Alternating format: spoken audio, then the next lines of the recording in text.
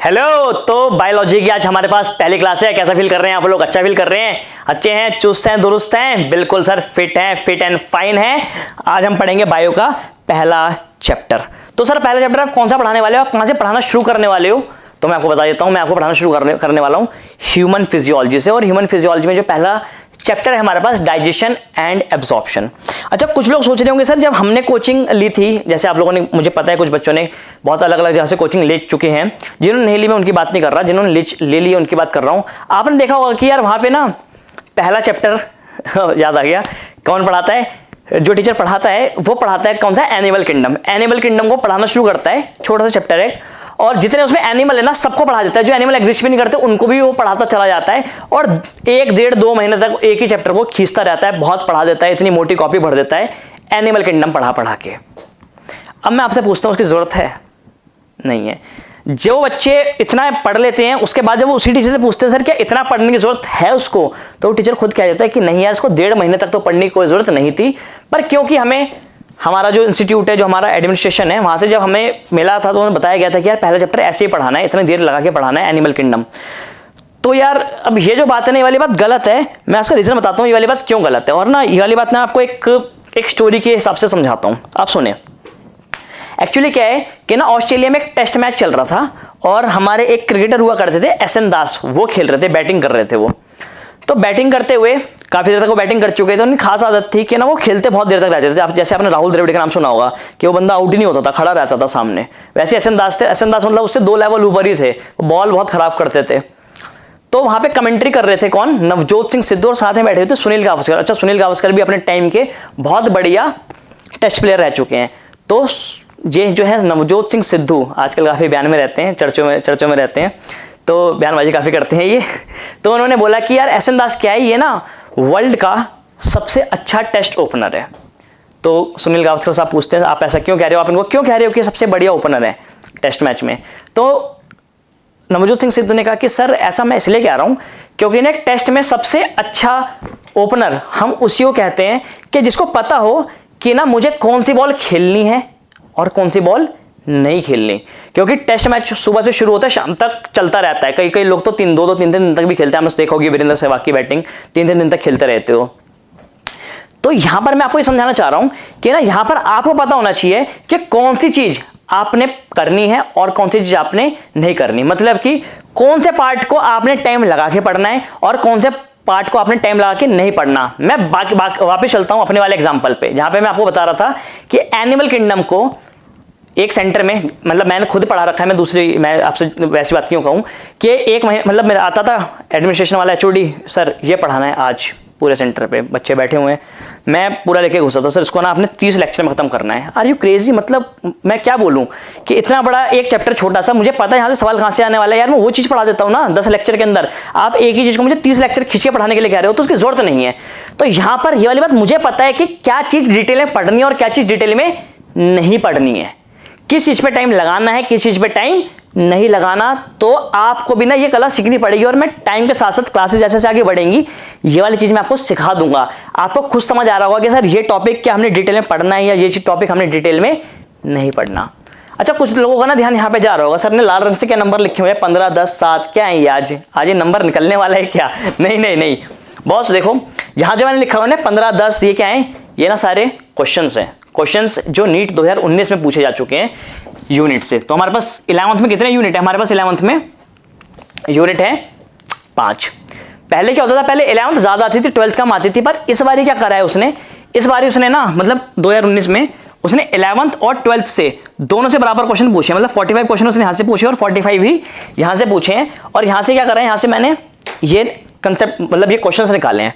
तो अगर आप देखेंगे कि सबसे ज्यादा टाइम लगा के जो पढ़ने वाली चीज है वो नजर ही आ रही होगी कि वही चीज होगी जहां से 15 क्वेश्चन सबसे ज्यादा वेटेज वाली चीज पूछी गई है। मैं बता देता हूं, ये टॉपिक है, ये हमारे पास यूनिट है कौन सा? ह्यूमन फिजियोलॉजी का। ह्यूमन फिजियोलॉजी से अब की बार 15 क्वेश्चन आ रखे थे, 15 × 4 मतलब 60 नंबर यहां से पक्के थे जो ढंग से पढ़कर गया हुआ था। अब मुझे पता है कि हमने जो बैच बनाया है उसमें कुछ बच्चे, मतलब ऐसा नहीं है कि हमने सिर्फ टॉपर्स का बैच बना दिया है, हमने मिक्स बच्चे रखे हुए हैं। तो देखो यार, जिन बच्चों के, मैं ऐसे बोलता हूं, सिंपल बात करता हूं, 100 से 300 नंबर के बीच में, एक तो बच्चे वो वाले हैं, ठीक है जी। एक वो है जिनके नंबर क्या है 300 से 500 के बीच में, एक वो है जो 500 से 550 के बीच में है, ठीक है जी, और एक वो बच्चे हैं जो 550 प्लस वाले हैं। मैं इन चारों ही बच्चों को, चारों ही टाइप के बच्चों को मैं सारी बातें बताना चाहता हूं। बेटे देखो, आपने ना वो प्लेयर बनना है जिसको पता हो कि मुझे कौन सा चीज खेलनी है और कौन सी नहीं खेलनी, मतलब मुझे क्या करना है इस टाइम पर, मुझे क्या नहीं करना। अगर आपके नंबर 100 से 300 के बीच में है तो आपने ना, जो मैं अभी पढ़ाने वाला हूं, जो वीडियोस आज से शुरू करूंगा मैं, वो ना आपने बहुत ज्यादा गंभीरता से, बहुत ज्यादा सीरियसली देखनी है। और अगर आपको समझ नहीं आता, इसलिए हमने एक विंडो दे दिया है बहुत लंबा, सुबह से लेकर शाम तक वीडियो आप कभी भी चला सकते हो, उसको चलाओ। नहीं समझ आती एक बारी में, दूसरी बार देखो, नहीं समझ आती तीसरी बार देखो, पर देखते रहो उसको जब तक, ठीक है। अभी इसलिए हमने वीडियो का ड्यूरेशन भी क्या रखा, थोड़ा कम रखा है। आने वाले टाइम में मैं इस ड्यूरेशन को बढ़ाने वाला हूं, टाइम की क्लास लंबी कर दिया करेंगे। तो वो क्या करें, वो सबसे ज्यादा ध्यान देंगे इस पे, हमारे पास जो वीडियो लेक्चर जो मैं आपको पढ़ा रहा हूं इस चीज पे आप सबसे ज्यादा ध्यान देंगे। उसके बाद क्या है, जिन बच्चों के नंबर 300 से 500 के बीच में है, मतलब कि उनको नॉलेज काफी अच्छी थी, काफी अच्छी नॉलेज थी, पर क्या था कि ना वो कहीं पर बारीकी में मात खा गए। तो मैं आपको बोलना चाहूंगा, जो ये वाले बच्चे हैं ये क्या करें, ये वीडियो देख लें, एक बार वीडियो देखना इनके लिए क्या रहेगा, सफिशिएंट रहेगा, ठीक है। नहीं आता दूसरी बार भी देख सकते हैं, कोई दिक्कत नहीं है। पर ये साथ में क्या करें, एनसीईआरटी भी करें। क्या भी करें, एनसीईआरटी भी करें। और एनसीईआरटी को ये बहुत बारी करें, मल्टीपल टाइम्स करते रहें, एनसीईआरटी को करते रहें, ठीक है। क्योंकि ना क्योंकि जो बच्चे यहां पर हैं, पहले उनको लेवल 1 से लेवल 2 पे आना है, और जो ऑलरेडी लेवल 2 पे उनको लेवल 2 से लेवल 3 पे जाना है। तो जिनके 500 से 550 के बीच में, मैं उनकी बात कर लेता हूं।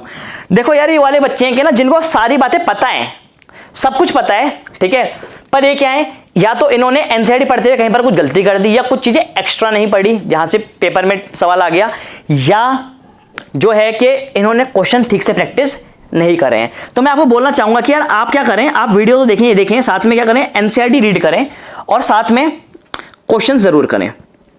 और तरीका क्या है, तरीका वैसे रहेगा जैसे मैं वीडियो पढ़ाने वाला हूं। आपके सामने आपको शाम को टेस्ट मिलेगा, तो ये टेस्ट ना इस रेंज के बच्चों के लिए सबसे ज्यादा महत्वपूर्ण होगा, मतलब जिनके 400 से 550 के बीच में नंबर है, उनके लिए सबसे ज्यादा बेनिफिशियल वाली चीज रहने वाली है कि क्या करें, वो टेस्ट जरूर दें, और जो असाइनमेंट आने वाला है उसको भी सॉल्व कर लें टाइम टू टाइम। आज मैं आपको बहुत ज्यादा नहीं पढ़ाऊंगा, जैसे आज मैं आपको पढ़ाने वाला हूं, क्या थोड़ा पार्ट पढ़ाऊंगा एलिमेंट्री कैनाल का स्टार्टिंग वाला पार्ट, तो उसमें से जो क्वेश्चन आएंगे उन क्वेश्चन को आप ढंग से अटेम्प्ट करें। पहली बात तो टेस्ट दें अपना आके, और असाइनमेंट भी कर लें, तो क्या होगा, जितना पार्ट हो जाएगा ना उतना पार्ट मतलब पढ़ के खत्म कर दो, दोबारा नहीं पढ़ना पड़ेगा। और ये वाले जो मेरे बच्चे हैं, ये 550 वाले, बेटे तुम्हें क्या करना है, तुमने ना सिर्फ और सिर्फ क्वेश्चंस प्रैक्टिस करने। क्या प्रैक्टिस करने, क्वेश्चंस। अब कुछ लोग सोच रहे होंगे सर कुछ चीजें बाहर से भी आती हैं जो मैंने एनसीईआरटी से नहीं पढ़ी हुई, कोई दिक्कत नहीं है, पढ़ा तो रहा हूं, मुझे पता है कोई चीज बाहर से आती हैं। तो जितनी चीजें जो एक्स्ट्रा आ रही हैं, मतलब एनसीईआरटी की एक्सटेंडेड वर्जन से पूछी जा रही हैं, वो तो मैं आपको करवा ही रहा हूं, ठीक है। उसके अलावा क्या करें, उसके अलावा ना आप क्वेश्चन जरूर करते रहें। तो जो एक्स्ट्रा और क्वेश्चन वाला पार्ट है, ठीक है, ये करना है आपने, इन वाले बच्चों ने। समझ आई बात। ये क्या करेंगे, ये वीडियो लेक्चर को बहुत ढंग से देखेंगे और बार बार देखेंगे, मतलब अगर एक बारी में समझ नहीं आता तो बार बार देखें, और एनसीईआरटी रीड करें और क्वेश्चन भी करें। ये क्या करेंगे, ये वीडियो लेक्चर को एक बार चलाएं, 2 बार चलाएं, और एनसीईआरटी रीड करें, बार बार करें, एनसीईआरटी रीड बार बार करें, ठीक है। ये वाले जो हैं ये एनसीईआरटी पढ़ें 1 या 2 बारी, और क्वेश्चंस करें। इन बच्चों ने क्वेश्चंस ऑलरेडी कर चुके, मतलब ये बच्चे ऑलरेडी एनसीईआरटी पढ़ चुके हैं कई बारी। अब क्या करना है बेटे, आपने क्वेश्चंस करने, मैक्सिमम क्वेश्चंस, और ये वाली चीज को छोड़ दो जो एक्सटेंडेड वर्जन से पूछी जाती हैं, ये चीज मैं आपको करवाऊंगा, ठीक है। तो यहां पर क्या होगा, यहां पर अब आपको पता लग चुका है कि आपने क्या करना है और कैसे प्ले करना है। आपने वो चीजें नहीं पढ़नी है जहां पे पढ़ने के बाद आपका टाइम खराब हो जाए। आपने देखा होगा यार, कुछ बच्चे ऐसे होते हैं जो सिर्फ 1 साल की कोचिंग में, मतलब 1 साल की तैयारी करके पेपर निकाल लेते हैं। कुछ बच्चे ऐसे होते हैं लगातार तैयारी करते रहते हैं और उसके बाद उनका पेपर नहीं निकल पाता, या बहुत टाइम के बाद पेपर निकालते हैं। तो क्या डिफरेंस क्या है, डिफरेंस यही है कि उनको पता होता है कि मुझे क्या पढ़ना है और मुझे क्या स्किप करना है। तो ये 2 चीजों पे आपने ध्यान रखना है। जो बच्चा इस चीज को जानता होगा कि मुझे क्या पढ़ना है और मुझे क्या स्किप करना है, बेटे वो सिलेक्शन निकालेगा। आप देख लेना, इस साल जो सिलेक्शन निकलेगा ना, मैं उन बच्चों को लाके खड़ा करूंगा सामने, उनसे बुलवाऊंगा, पूछवाऊंगा उनसे, आप लोगों को, तो आपको बताएंगे खुद से कि सर हमें वाली बात समझ आ गई थी कि इस वाले पार्ट से क्वेश्चन नहीं आ सकता, तो हमने इस वाले पार्ट को क्या कर दिया, छोड़ दिया। इस वाले पार्ट से क्वेश्चन आ सकता था, तो सर हमने इस पार्ट को ढंग से पढ़ा। यही वजह है कि आज मैंने उठाया ही कहां से, ह्यूमन फिजियोलॉजी से, क्योंकि इससे क्या है, इससे मैक्सिमम नंबर ऑफ क्वेश्चन आने वाले हैं। ये हमारे पास क्या, यूनिट नंबर 4 प्लांट फिजियोलॉजी, ठीक है। इसको मैं आपको थोड़ी देर में करवाऊंगा। ये क्या है मेरे पास, सेल बायोलॉजी, ठीक है। ये मेरे पास कौन सा वाला पार्ट है, बॉटनी का पार्ट है। तो आपको मैंने बोला है कि मैं बॉटनी जूलॉजी दोनों साथ में चलेंगी आपके। अभी के लिए क्या करें, हमने पहले जूलॉजी चलाने वाले हैं, तो ये हमारे पास जूलॉजी का पहला पार्ट, ये मैं आपको अभी करवा रहा हूं। फिर हमारे पास क्या, बॉटनी का, सेल बायोलॉजी का। फिर क्या है, फिर हम चलेंगे किस पे, फिर हम शुरू करेंगे प्लांट फिजियोलॉजी, क्योंकि बच्चों उसमें दिक्कत रहती है थोड़ी सी, मैं करवा दूंगा, आप चिंता मत करो। ये हमारे पास कौन सा, यूनिट नंबर 2, 6 क्वेश्चन ही आए हुए हैं, और ये मेरे पास यूनिट नंबर 1। ठीक है जी। अब क्या करना है, जैसे शेड्यूल आपको मिलता रहेगा बस आप वैसे वैसे पढ़ते रहेंगे। आने वाले टाइम में क्लासेस थोड़ी बढ़ जाएंगी, तो उस चीज के लिए आप प्रिपेयर रहेंगे मेंटली, क्वेश्चंस रोज करेंगे। सही है जी। तो आज हम शुरू करते हैं फिर पढ़ना, और मैं आपको बताता हूं क्या, ह्यूमन डाइजेस्टिव सिस्टम के बारे में। चलें, तो ह्यूमन फिजियोलॉजी का जो मेरे पास पहला चैप्टर आ रहा है वो है मेरे पास डाइजेशन एंड एब्जॉर्प्शन। मैं आपको पहले बोल चुका हूं कि ह्यूमन फिजियोलॉजी से आप 15-16 क्वेश्चन की उम्मीद कर सकते हैं, और इस चैप्टर से कम 2 क्वेश्चन तो आएंगे ही आएंगे। 3 भी हो सकते हैं, पर कम से कम 2 तो की हम उम्मीद करके चलते हैं। 2 क्वेश्चन मतलब 8 नंबर, और 8 नंबर बहुत ज़्यादा हुआ करते हैं। ठीक है जी। तो शुरू करते हैं, क्या पढ़ना हम, डाइजेशन एंड एब्जॉर्प्शन। और मैं पूछ लेता हूँ इस वाले बच्चे से जो बैठा हुआ है, हाँ भाई आप मुझे बताओ कि क्या होता है डाइजेशन। मैंने पूछ लिया ऐसे, तो आप क्या कहोगे, कहोगे sir digestion is the process in which the complex food material converted into simple food material. हाँ, ऐसे डेफिनेशन बोलना शुरू कर दोगे। पर मैं आपसे जानना चाहता हूँ कि यार क्या प्रोसेस क्या है डाइजेशन का। तो आप इसको ऐसे समझे, मान लें कि एक बच्चा है, वो बच्चा क्या करता है, स्टूडेंट है क्लास 12th का, ठीक है, वो क्या करता है, वो मैकडोनल्ड जाता है, मैकडी में आती है ना मैकालू टिक्की, वो खरीदता है, वो मैकालू टिक्की खरीदता है और उसको खा लेता है। अच्छा, ऐसा उसने क्यों करा होगा, उसने क्यों मैकालू टिक्की एक बर्गर खरीद के खा लिया, क्या जरूरत क्या थी खाने का, ना खाता ना। तो एक तो आंसर ये आ सकता है कि सर उसका मन कर रहा था बर्गर खाने का, ओके। उसके अलावा और क्या रीजन हो सकता है, उसने बर्गर क्यों खाया होगा, हो सकता है उसको भूख लग रही हो और कुछ खाने को ना हो। वैसे रीजन अच्छा नहीं लग रहा, पर मान लो चलो यही था। तो उसको भूख क्यों लग रही होगी, क्योंकि उसकी बॉडी को क्या थी, एनर्जी की जरूरत थी। तो सर उसको बर्गर से एनर्जी मिली क्या, हाँ उसको बर्गर से थोड़ी बहुत एनर्जी मिली, ज्यादा तो नहीं मिली पर थोड़ी बहुत तो मिली ही। कैसे, क्योंकि उसने क्या करा, जो उसने बर्गर खाया तो बर्गर के अंदर क्या था, बर्गर के अंदर था आलू। क्या था, आलू। जब तक रहेगा समोसे में आलू, तेरा रहूंगा ओ मेरी। अच्छा यहाँ आ जाओ, वापस आ जाओ चलो। तो आलू के अंदर क्या था, आलू के अंदर था स्टार्च। क्या था, starch. And starch is a complex food substance, एक कॉम्प्लेक्स बायोमोलिक्यूल है। अगर मेरी बॉडी स्टार्च को तोड़कर एनर्जी बना पाती तो कब की बना लेती, पर मेरी बॉडी स्टार्च को से डायरेक्ट एटीपी एनर्जी नहीं बना सकती। तो बॉडी ने क्या करा, बॉडी ने पहले स्टार्च को कन्वर्ट करा किसमें, ग्लूकोज में। इसको तोड़ा गया किसमें, ग्लूकोज में तोड़ा गया। मतलब इसकी ये तो एक पॉलीमर था, बहुत सारे ऐसे करके यूनिट्स आपस में जुड़े होंगे एन यूनिट से, हाँ या ना। तो इसको क्या करा, इसको पहले तोड़ा, इसके पीछे बॉन्ड्स तो तोड़े गए होंगे। तो यहाँ पर क्या बनकर हमारे पास ऐसे एन यूनिट्स बनकर आए किसके, ग्लूकोज के। अब बॉडी क्या करेगी, बॉडी इस ग्लूकोज को इसकी कंबशन करने के बाद, इसकी सेलुलर रेस्पिरेशन करने के बाद इसको किसमें तोड़ देगी, CO2 H2O और एनर्जी में। मतलब यहाँ से मुझे क्या मिल जाएगी, ATP मिल जाएगी। तो यहाँ पर मैंने जो बर्गर, मैंने नहीं मतलब उस बच्चे ने जो बर्गर खाया था वो क्यों खाया था, स्टार्च के लिए खाया था या एनर्जी के लिए खाया था, एनर्जी के लिए खाया था। एनर्जी कहाँ से मिली, एनर्जी मिली ग्लूकोज को, ग्लूकोज छूटा, ग्लाइकोलाइसिस होती है, फिर क्रेब्स साइकिल होती है, तो ATP हमें मिलती है। तो sir What is digestion? Digestion is a process of conversion of starch into glucose. क्यों सर मैं ऐसा क्यों कह रहा हूं, मैं ऐसा इसलिए कह रहा हूं क्योंकि स्टार्च जो है मेरे पास वो है एक कॉम्प्लेक्स सब्सटेंस। कैसा सब्सटेंस है, एक कॉम्प्लेक्स सब्सटेंस है, जबकि ग्लूकोज क्या है मेरे पास, एक सिंपल सब्सटेंस है। इसको तोड़ के एनर्जी बनाई जा सकती है। So the process of conversion of complex food substance into this simpler food substance is known as digestion. ये प्रोसेस कहलाता है क्या मेरे पास, डाइजेशन। अब मैं आपसे पूछ लेता हूं सर ये डाइजेशन होगा कहां पर, तो आप बोल दोगे पेट में, शाबाश, सब यही बोलते हैं, हाँ यार आप भी बोल दोगे, कोई अलग बात नहीं है। पर पेट में भी कहाँ पर, एग्जैक्टली पेट में नहीं, मतलब पूरी जो एलिमेंट्री कैनाल है वहाँ पे डाइजेशन होता है। कहाँ पर होता है, एलिमेंट्री कैनाल में। So this process takes place in alimentary canal. आसान है या मुश्किल है, आसान है, ठीक है।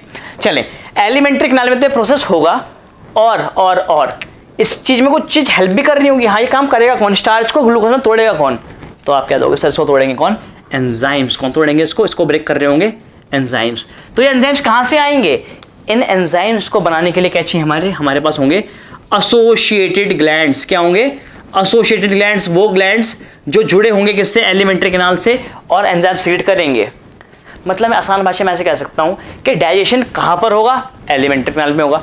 कौन करेगा, एंजाइम्स करेंगे। कौन करवाएगा, एसोसिएटेड ग्लैंड्स करवाएंगे, क्योंकि एसोसिएटेड ग्लैंड्स क्या करेंगे, एंजाइम्स को सीक्रेट कर रहे होंगे। तो 2 चीजों के बारे में हमें पढ़ने वाले हैं, किसमें किसको, एक तो पढ़ेंगे एलिमेंट्री कैनाल और पढ़ेंगे एसोसिएटेड ग्लैंड्स को। तो इस चैप्टर के अंदर सिर्फ हमने यही 2 चीजों को हम डिटेल में पढ़ेंगे, ठीक है। हाँ, एब्जॉर्प्शन ही पढ़ेंगे, पर वो थोड़ा सा पार्ट है, उसको हम बाद में देख लेंगे, ठीक है जी, पक्का। तो शुरू करते हैं हम कहां से पढ़ना, एलिमेंट्री कैनाल से पढ़ना। तो मान लो कि उस बच्चे ने खाना खाया, तो उसने खाना कहां से खाया होगा, बट ऑब्वियस सी बात है, माउथ से। उसने मुझसे खाना खाया, उसके बाद फूड का एंटर करेगा, food will enter the oesophagus का एंटर करेगा, ईसोफेगस में एंटर करेगा, ईसोफेगस के बाद कहाँ जाएगा food, it will go to stomach, कहाँ जाएगा, अरे हाँ या ना, स्टमक में जाएगा, स्टमक के बाद कहाँ जाएगा वो, it will go to small intestine, small intestine, small intestine के बाद कहाँ जाएगा, it will go to large intestine, अरे हाँ या ना, और उसके बाद वो एनस से क्या निकल जाएगा, बाहर निकल जाएगा। यही तो प्रोसेस होगा पक्का। यहां से एलिमेंट्री कैनाल स्टार्ट हुई थी माउथ से, तो mouth is the anterior opening of alimentary canal, क्या है, एंटीरियर ओपनिंग है किसकी, एलिमेंट्री कैनाल की। और फूड कहां से बाहर निकला, डाइजेस्टेड फूड, मतलब सॉरी डाइजेस्टेड नहीं, अनडाइजेस्टेड फूड, वो निकला एनस से बाहर, तो anus is the posterior opening, कैसी है, पोस्टीरियर ओपनिंग है किसकी, एलिमेंट्री कैनाल की, हाँ या ना, ठीक है। तो मतलब इसी दौरान क्या हो गया होगा, फूड पूरा पूरा एब्जॉर्ब हो गया होगा, डाइजेस्ट हो गया होगा, एब्जॉर्ब हो गया होगा, जो भी खाया आपने टूट गया होगा, कहाँ पर, माउथ में टूटा होगा, कुछ ईसोफेगस में, स्टमक में, स्मॉल इंटेस्टाइन में, लार्ज इंटेस्टाइन में, ये एक ट्रैक है, ठीक है। पर ये काम करा कहाँ से होगा, कौन कौन से एंजाइम्स आए होंगे, तो ये जानने के लिए आपको पहले से पता होना चाहिए कि कौन कौन से एसोसिएटेड ग्लैंड्स साथ में जुड़े हुए हैं। तो सुन लेना, डाइजेशन सिर्फ और सिर्फ वहां पर होगा जहां पे एसोसिएटेड ग्लैंड्स होंगे, ठीक है। क्या सर माउथ में डाइजेशन होगा, हाँ माउथ में डाइजेशन होगा, बिकॉज माउथ में क्या है, माउथ में हमारे पास एसोसिएटेड ग्लैंड्स हैं। कौन से वाले ग्लैंड्स हैं, यहाँ पर लगे हुए हैं हमारे पास, कौन से, सैलिवरी ग्लैंड्स, कौन से लगे हुए हैं, सैलिवरी ग्लैंड्स, ठीक है। ईसोफेगस में डाइजेशन होगा, नहीं होगा, क्योंकि यहाँ पे कोई ग्लैंड्स प्रेजेंट नहीं है, कोई डाइजेशन यहाँ पर नहीं होता। क्या सर स्टमक में डाइजेशन होगा, हाँ स्टमक में डाइजेशन होगा, क्योंकि यहाँ पर क्या लगे हुए हैं, यहाँ पर भी हमारे पास गैस्ट्रिक ग्लैंड्स हैं। कौन से ग्लैंड्स हैं, gastric glands are present here, पक्का जी, ठीक है। स्मॉल इंटेस्टाइन में होगा कि नहीं होगा, स्मॉल इंटेस्टाइन में सबसे ज़्यादा डाइजेशन होगा, क्यों, क्योंकि जो सबसे ज़्यादा सिक्रेशन जो रिसीव कर रहा है वो कौन ही कर रहा है, सबसे ज़्यादा एंजाइम्स को वो कौन कर रहा है, वो स्मॉल इंटेस्टाइन ही कर रही है। उसका रीज़न सुने आप, क्योंकि इसमें कौन कौन से ग्लैंड्स जुड़े हुए हैं मैं पूछूंगा आपसे। सबसे पहले मुझे बताओ यहाँ पे कौन से ग्लैंड्स का नाम आता है, सबसे पहले यहाँ पे नाम आता है किसका, ब्रूनर्स ग्लैंड का, किसका नाम आता है, ब्रूनर्स ग्लैंड का, पढ़ा है आपने, पढ़ा है, ठीक है। अच्छा मुझे बताना कौन से लेयर में होते हैं ब्रूनर्स ग्लैंड, म्यूकोसा में होते हैं, सब म्यूकोसा में होते हैं, हाँ सब म्यूकोसा में होते हैं, शाबाश, ठीक है जी, पक्का। तो ब्रूनर्स ग्लैंड, और सुना है आपने इनके बारे में, सुना है, क्रिप्ट्स ऑफ लिबरकुन। अच्छा कुछ बच्चे सोच रहे हैं ग्लैंड्स हैं, पैनेथ सेल, पता है Paneth cell, what are Paneth cell, कहाँ पे प्रेजेंट होते हैं, यहाँ प्रेजेंट होते हैं। लाइसोजाइमल एंजाइम सीक्रेट करते हैं नहीं करते हैं, सवाल था कि नहीं था, 2017 नीट में पूछा गया था विच of the following sales that are present in the crypts of Lieberkühn are responsible for the secretion of lysozymal enzymes। तो उसमें आंसर क्या गया था, उसमें आंसर गया था क्रिप्ट्स ऑफ लिबरकुन, ये भी सिक्रेशन प्रोवाइड करते हैं। बढ़ जाएं, और सर देखो इसके अलावा क्या है, दो ग्लैंड्स ऐसे भी हैं जो बाहर लगे हुए हैं, मतलब they are not the part of alimentary canal, they are associated outside of it, but वहां से अपने सिक्रेशन भेज रहे हैं, ठीक है ना। तो कौन कौन से वो तो हैं, एक है उनमें से लीवर और दूसरा है पेनक्रियास। लीवर और पेनक्रियास मिलकर अपनी सिक्रेशन कहाँ भेजते हैं, स्मॉल इंटेस्टाइन में भेजते हैं। कौन से डक्ट के through, pancreatic duct, cystic duct, bile duct, या hepato pancreatic duct, hepato pancreatic duct, ठीक है। कौन सा एम्पुला होता है वहां पर, कौन सा एम्पुला फॉर्म होता है जब ये सिक्रेशन डाल रहे हो ड्यूडेनम में, एम्पुला ऑफ वेटर। कुछ बच्चे ने बताया, सब नहीं बता पाए, कोई बात नहीं, पढ़ाऊंगा मैं इसको अभी। आसान है कि नहीं है, एक और पूछ लूँ, कौन से स्फिंक्टर्स होते हैं वहाँ पर जो हेपेटो पेनक्रियाटिक डक्ट की मतलब सिक्रेशन को अलाउ करते हैं जाने के लिए, स्फिंक्टर ऑफ ओडाई। गुड, ऐसे पढ़ना है, एक चीज़ को रिलेट करके पढ़ना है, सही है जी। चले आगे आते हैं किस पे हम, लार्ज इंटेस्टाइन पे। तो लार्ज इंटेस्टाइन में कोई डाइजेशन नहीं होगा क्योंकि कोई एसोसिएटेड ग्लैंड वहाँ पे प्रेजेंट नहीं है, यहाँ पर एब्जॉर्प्शन जरूर होगी, ठीक है। और एनएस में कुछ नहीं होने वाला है, एनएस से तो बस वो बॉडी से बाहर निकल जाएगा। So this was all about the alimentary canal. ये एलिमेंट्री कैनाल के बारे में हम ये सारी चीज़ें यहाँ पर हम पढ़ेंगे, कोई मुश्किल तो नहीं है। तो सबसे पहले हम उठाते हैं किसको, माउथ को। किसको उठाते हैं, माउथ को, और माउथ को पढ़ना हम शुरू करते हैं। तो शुरू करते हैं फिर हम माउथ से, क्योंकि माउथ हमारे पास क्या है, पोस्ट एंटीरियर ओपनिंग है किसकी, एलिमेंट्री कैनाल की। तो यार देखो माउथ कहाँ से स्टार्ट होता है, लिप्स से स्टार्ट होता है, लिप्स के बीच में स्लिट अवेलेबल है हमारे पास, तो वो खुलती है कहाँ पर, वेस्टिब्यूल में। कहाँ पर ओपन होती है, वेस्टिब्यूल, यहाँ पे लिख देता हूँ मैं। क्या होता है वेस्टिब्यूल, क्या होता है by the way, vestibule mouth में वो जगह है जहाँ पर आप सुबह उठ के क्या करते हो, ब्रश करते हो, करते हो नहीं करते, हाँ या ना। मतलब vestibule is the place, is the region that is anteriorly surrounded by the lips and the cheeks whereas posteriorly surrounded by the teeth and the gums। मजा आया सुनने में? नहीं आया? चलो हम समझाता हूँ। मतलब कि दांत और लिप्स के बीच में जगह है, टीथ और चिक के बीच में जगह है, that is what, that is the vestibule. उसके बारे में ज़्यादा नहीं पढ़ने वाले, हम पढ़ेंगे किसके बारे में, उसके अंदर का जो हिस्सा है that is the buccal cavity. किसके बारे में पढ़ेंगे हम यहाँ पर? बकल कैविटी, या इसको कहता हूँ क्या मैं, ओरल कैविटी के बारे में। हाँ जी सर, तो शुरू करते हैं हम इसको, बकल कैविटी को पढ़ना। तो बकल कैविटी में क्या क्या आता है? अगर मान लो कि आप एक रूम के अंदर घुस जाते हो और उस रूम, जैसे रूम में आप बैठे हुए मान लो, हाँ या ना, जो भी आपका रूम है जहाँ पे भी बैठे हुए हो, स्टडी रूम जो है आपका, उसको आप समझ लें कि वो माउथ है। क्या है वो? माउथ है। तो दो चीज़ें हैं, एक तो नीचे वाली चीज़ मतलब फ्लोर, और एक है छत मतलब कि रूफ। हाँ या ना? तो रूफ से स्टार्ट करते हैं। तो रूफ जो है माउथ की ऊपर की छत है, उसको कहता हूँ क्या मैं, पैलेट। क्या कहता हूँ मैं उसको? पैलेट। ये हिंदी में कहते हैं उसको तालू। ठीक, क्या जमीन? नहीं, इसकी जो बेस है उसको कहता हूँ क्या मैं, फ्लोर को कहता हूँ मैं टंग। क्या कहता हूँ मैं इसको? टंग। और एक और चीज़ है जो लगी हुई है माउथ के अंदर ही, दैट आर टीथ। वो क्या है जी? वो है दांत हमारे पास। क्या है? दांत। पक्का है? आसान है? मुश्किल है? कितनी चीज़ें हो गई? 3 चीज़ें हो गई। कौन कौन सा? अपर रीजन पैलेट, नीचे वाला पार्ट टंग, और फिर क्या? टीथ। चलो टीथ तो बाद में पढ़ते हैं, पहले हम बात करते हैं इसकी पैलेट की। बात करते हैं पैलेट की, तो सुन लेना। अच्छा, आप एक काम करो, मेरे कहने पे ना जो आपकी टंग है उसको ना टच करो अपने माउथ के आगे वाले पार्ट पे। टच किया? हाँ या ना? कैसा लग रहा है? हार्ड लग रहा है, सॉफ्ट लग रहा है? हार्ड लग रहा है। क्या लग रहा है? हार्ड लग रहा है, क्योंकि अभी आप क्या कर रहे हो, किसको टच कर रहे हो? आगे वाले पार्ट को। मतलब आप अभी टच कर रहे हो एंटीरियर पैलेट को। किसको टच कर रहे हो? एंटीरियर पैलेट को। तो एंटीरियर पैलेट आपको हार्ड लग रहा है, इसलिए मैं एंटीरियर पैलेट को क्या भी कहता हूँ? हार्ड पैलेट भी कह देता हूँ। और क्यों है वो हार्ड? क्योंकि वहाँ पर क्या है? वहाँ पर बोन है। क्या है? वहाँ पे बोन है, पैलेटाइन बोन है, and due to this palatine bone that palate is known as hard palate. क्या कहलाता है? हार्ड पैलेट भी कहलाया जाता है। आसान है या मुश्किल है? सर आसान है। पक्का है? चलें, अब एक बात मुझे और बताओ आप, क्योंकि वो क्या है, वो हार्ड पैलेट है, उसके ऊपर कुछ महसूस हुआ आपको? मतलब बिल्कुल स्मूथ था या कुछ उबड़ खाबड़ सी चीज थी? दोबारा लगा के चेक करते हैं। रिजेस है। क्या है? रिजेस है। तो ध्यान रखना, हार्ड पैलेट के ऊपर क्या होती है? There are certain ridges present होती है, वो स्मूथ नहीं होता। ये रिजेस क्यों है? इन रिजेस का होने का भी सेम वही रीजन है जो रीजन आपके फिंगरप्रिंट्स होने का है। आपके हाथ के ऊपर भी तो क्या है? रिजेस है ना। क्यों दे रखी है भगवान ने वाली रिजेस? क्या जरूरत क्या थी गॉड को ये सारी रिजेस देने की? इसकी जरूरत ये थी कि अगर ये रिजेस ना होती तो क्या होता? तो फ्रिक्शन ना होती, और फ्रिक्शन ना होती तो आप किसी भी चीज़ को उठाते तो वो चीज़ हाथ से फिसल जाती, ये गिरता और ये टूट जाता। ठीक है, तो चीज़ों को पकड़ना था ना, तो ग्रिप के लिए क्या दे रखी है? प्यास लग गई मेरे को पढ़ाते हुए। क्या दे रखी है? ये रिजेस दे रखी हैं। आ रही है बात समझ में कि नहीं आ रही है? तो सर मतलब माउथ से क्या पकड़ना है?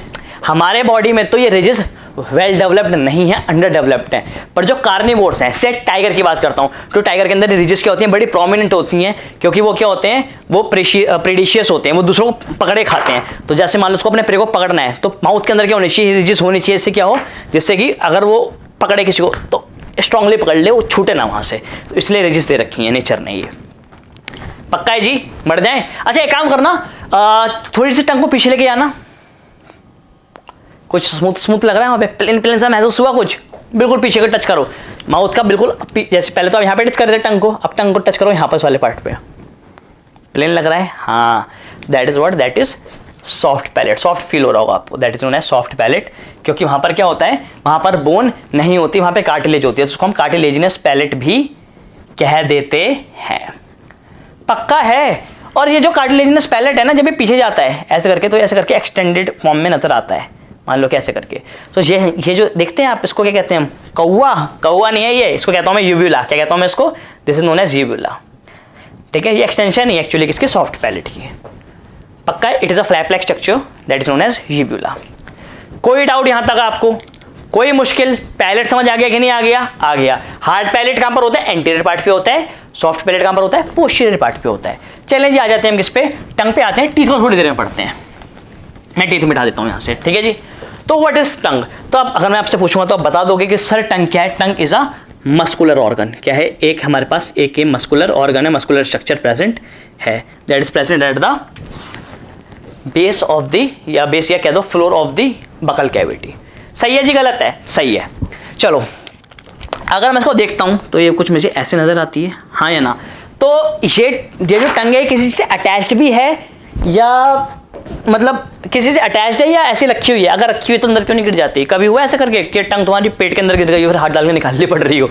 ऐसा हुआ है? ऐसा नहीं होता। Why? Because it is attached to the floor of the buccal cavity. और किससे अटैच्ड है? It is attached by means of frenulum. किससे अटैच्ड है ये अटैच्ड है फ्रेन्यूलम से। मतलब कि अगर मैं आपको ऐसे दिखाऊं, मान लो किसी बच्चे ने अपनी टंग को ऐसे निकाला बाहर, अजीब सा लग रहा है बोलने में पर मैं निकाल के दिखाता हूं, उसके बाद उठा दिया, तो देखा नीचे एक फ्लैप लाइक स्ट्रक्चर होता है, and that flap like structure, जैसे आप कोई टंग अपनी उठा रहा है तो उसके नीचे यहाँ पर क्या होता है, एक ऐसे फ्लैप लाइक स्ट्रक्चर होता है, ऐसे flap like structure, and this flap like structure is known as frenulum. क्या कहलाता है मेरे पास ये? This is known as frenulum, ऐसे कहता हूँ क्या मैं?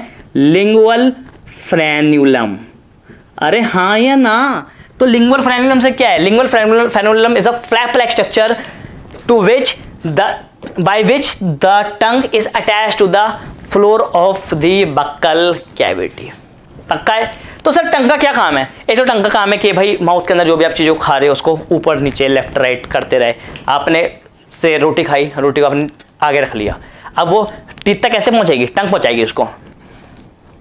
बढ़िया लग रहा हूँ मैं? हाँ बढ़िया लग रहा हूँ, सही है। चलो तो टंग से घुमा घुमा के टीथ के नीचे पहुंच जाएगी। पहला बात तो ये मैस्टिफिकेशन ऑफ फूड, ये सब चीज़ें में हेल्प करेगी वो। और क्या काम है? बोलने में हेल्प करती है। आप प्रोनाउंसिएशन किस वजह से कर पाते हो? किसी भी चीज़ को प्रोनाउंस क्यों कर पाते हो? टंग की वजह से कर पाते हो। पर क्योंकि हम यहाँ पे फिजियोलॉजी पढ़ रहे हैं तो वहाँ पर हम उन सब चीज़ों पे नहीं जाएंगे, सीधे हम पढ़ते हैं इसके काम को।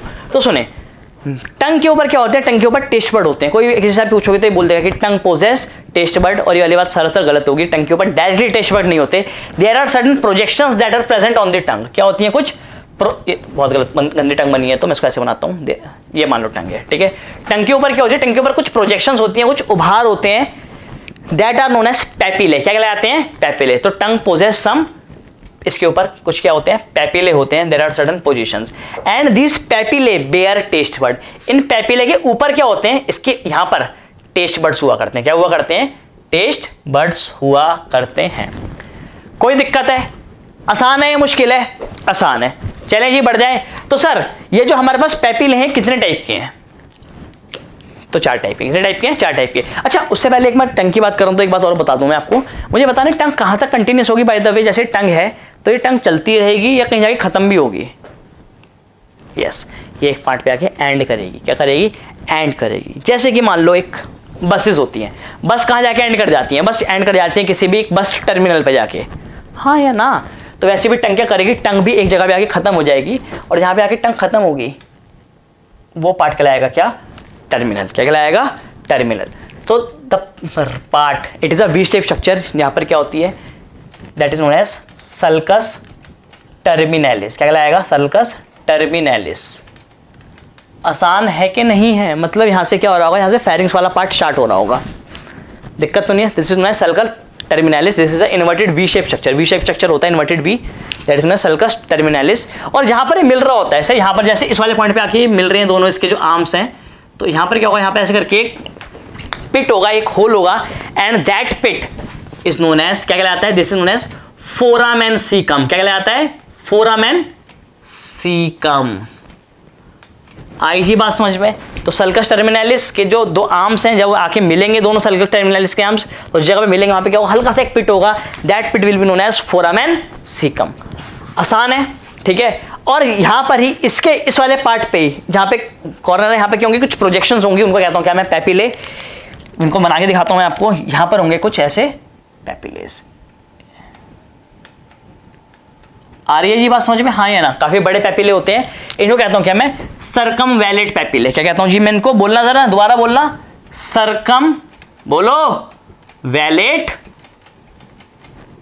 पैपिले। सर्कमवैलेट पैपिले, ठीक है।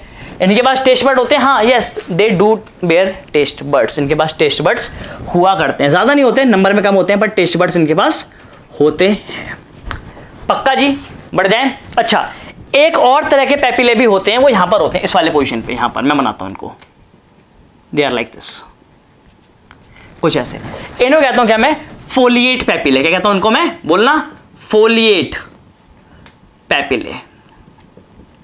पर सुन लेना मेरी बात को, ये जो फोलिएट पैपिले है ये अच्छा आपके माउथ में फोलिएट पैपिले होंगे क्या, नहीं होंगे, बचपन में थे, but this folate papillae degenerate कब, ड्यूरिंग द अर्ली चाइल्डहुड, बचपन के टाइम पे क्या हो जाते हैं, ये डीजेनरेट कर जाया करते हैं। So they are not present in the adult.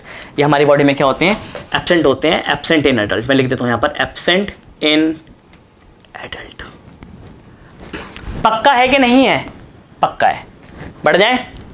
अच्छा सुन लेना, पर फोलिएट पैपिले क्या होते हैं, रैबिट के अंदर। किसके अंदर, रैबिट। रैबिट सुना है आपने, खरगोश, कौन से वाला, बक्स बनी नहीं, चलो रैबिट के अंदर क्या होते हैं ये, they are well developed, present होते हैं ये, मुश्किल तो नहीं है। अच्छा दोनों साइड होंगे वहां पर, ठीक है, ओके। तो एक और पैपिले पे आते हैं, तो दो पढ़ लिए हमने, हमने कौन सा, सर्कमवैलिड, या इसको हम वैलिड पैपिले भी कह देते हैं, और दूसरे पढ़ लिए हमने फोलिएट। तीसरे जो आ रहे हैं, दे आर प्रेजेंट हेयर, वो यहाँ पे प्रेजेंट होते हैं ऐसे, उनको मैं यहाँ बनाता हूँ।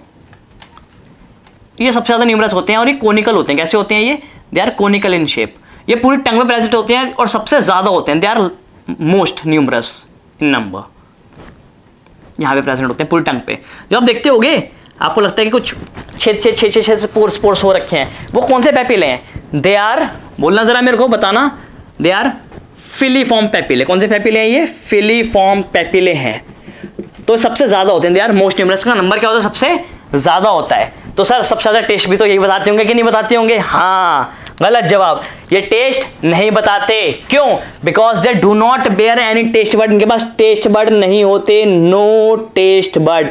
ये सवाल पेपर में जरूर पूछा जाएगा कभी ना कभी, किसी ना किसी साल। मुझे लगता है जिस दिन टीचर का दिमाग खराब हुआ ना नीट के एग्जामिनर का, वो ये सवाल डाल देगा, वो ये पूछ लेगा कि which of the following papillae does not bear any taste bird.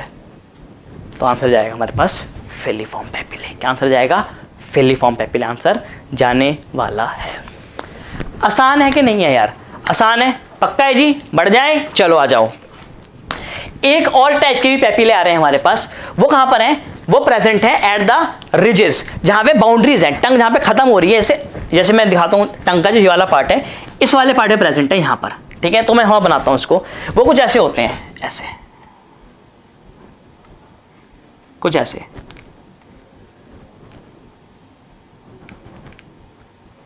यहां पे प्रेजेंट है, like this.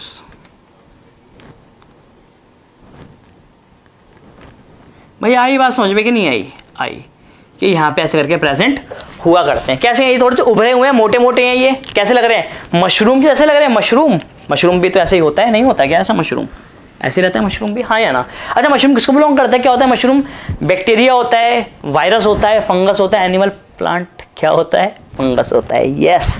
So these papillae are known as fungiform papillae। क्या कहलाते हैं मेरे पास ये, fungiform papillae।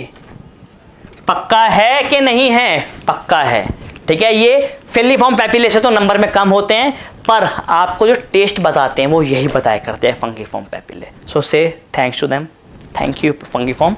चलो आ जाओ। तो इनके पास क्या होते हैं, क्या इनके पास टेस्ट बर्ड होते हैं, हाँ इनके पास टेस्ट बर्ड्स हुआ करते हैं, और सबसे ज्यादा टेस्ट यही बताया करते हैं हमारे पास।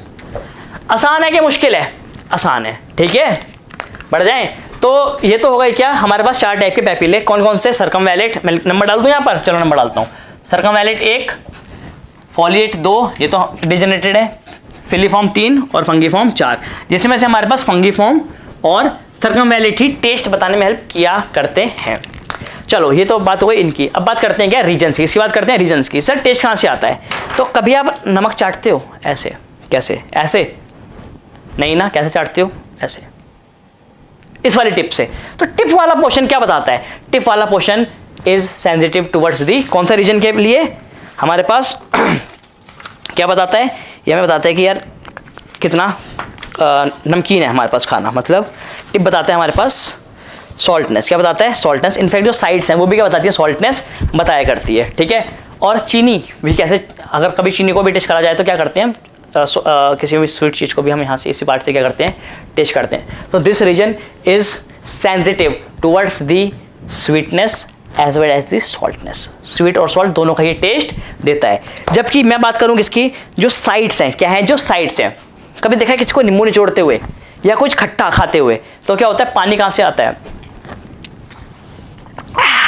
तो ये वाला जो साइड है, ठीक है। वैसे डायरेक्टली तो बायोलॉजिकल रिलेशन नहीं है, पर मैं आपको समझाने के लिए बता रहा हूँ कि जो साइड्स हैं दैट आर रिलेशन, मतलब that are responsible for the detection of sourness, वो सॉरनेस बताती हैं, जो साइड्स होती हैं, ठीक है।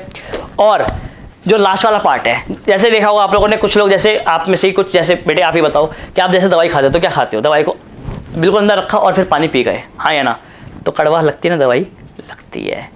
ऐसे मत खाया करो। क्यों? क्योंकि जो एंड वाला पार्ट है, कौन सा वाला पार्ट, जो लास्ट वाला पार्ट है, टर्मिनल पार्ट जो है, बेस जो है टंग का, that is sensitive towards the bitterness, वो कड़वाहट बताता है। अगर आपने दवाई को बिल्कुल टिप्पे रख के खाया होता यहाँ पे, तो क्या हुआ होता, तो दवाई कड़वी ना लगी होती। आपने बिल्कुल लास्ट में रख लिया बिकॉज दैट पार्ट वो most sensitive towards the bitterness. तो लास्ट पार्ट क्या बताता है हमारे पास, बिटरनेस को बताया करता है। पक्का है? बढ़ जाएं। अच्छा सर, तो मैं मोमो से चटनी खाता हूं तो मुझे मिर्ची क्यों लगती है, मिर्ची के लिए कौन सा टेस्ट बर्ड है? नहीं, ऐसा कोई टेस्ट बर्ड, ऐसा कोई रीजन नहीं है जो क्या बताया, जो चिलीज को बताए कि मिर्ची, ये वाला पार्ट मिर्ची है कि नहीं है, ठीक है। There is no taste birds that can detect the chilliness. Chilliness मतलब मिर्ची को डिटेक्ट कर सके। आसान है कि मुश्किल है? आसान है। तो ये वाली पार्ट हो गया हमारे पास, क्या क्या हो गया, पैलेट हो गया, टंग हो गया। अब हम आगे बढ़ते हैं और पढ़ते हैं किसको, हम टीथ को। किसको पढ़ते हैं? टीथ को। शुरू करते हैं। टीथ को अगर हम पढ़ना शुरू करें तो आप सबसे पहले मुझे इस सवाल का जवाब दे दो कि यार जो आपके टीथ हैं, दांत जो है आपके, वो बचपन में आ गए थे ना, ये अभी आए हैं? क्या कह रहे हो? बचपन में आ गए थे, फिर टूट गए थे, फिर अभी आए हैं? मतलब आपके दांत दो बार ही आए हैं? हाँ, मतलब आपके क्या, मेरे भी दो बार ही आए हैं। जो मैमल्स हैं, मेजॉरिटी ऑफ द मैमल्स में क्या होता है, जो दांत होते हैं वो दो बार ही आते हैं। मतलब पहले एक सेट ऑफ टीथ होते हैं, वो रिप्लेस हो जाते हैं एक दूसरे सेट ऑफ टीथ से। तो जो बचपन में दांत आए थे, बचपन में जो हमारे पास टीथ आए थे, वो कैसे थे? चाइल्डहुड टीथ जिनको हम कहते हैं, या मिल्क टीथ, वो आके टूट गए तो उनको हम डेसिडी टीथ भी कहते हैं। तो उनको कहता हूँ क्या मैं, टेम्परेरी। क्या कहता हूँ उनको मैं? Temporary teeth. आ रही है बस समझ में? पर उसके बाद जो दोबारा से दांत आए हैं, इनको टूटने के बाद, वो क्या है, वो परमानेंट है। क्या है वो? परमानेंट है। नहीं बात समझ में? They are the permanent teeth. पक्का है? क्योंकि दांत दो बार ही आ रहे हैं, एक बारी बचपन में आए थे, एक बारी अभी दोबारा से आ रहे हैं। तो दिस टाइप ऑफ डेंटिशन, जब दांत एक बारी टूट के दूसरी बार आते हैं, दो बार आते हैं लाइफ टाइम में, तो that is known as diphyodont. क्या कहलाएगा? Diphyodont. This condition is known as diphyodont.